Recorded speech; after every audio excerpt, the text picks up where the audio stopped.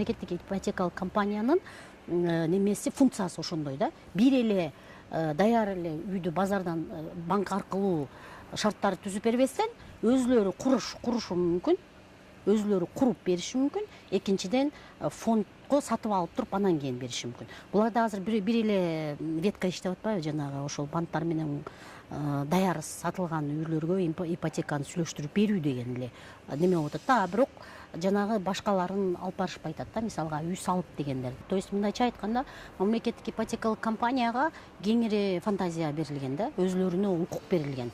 Алар ошол берилген акчага стройматериал сатып алса болот, акчага жер сатып алса болот, акчаны үнөмдүү пайдаланса болот. То есть мындай банкка курулай эле өткөзүп коюп, анан кийин акырын банкты 7%тен бербей эле, сиз айткандай туура эле ошол үй алып өзүлөрүнүн фондунда кармап туруп, анан кийин сатса деле боло берет да.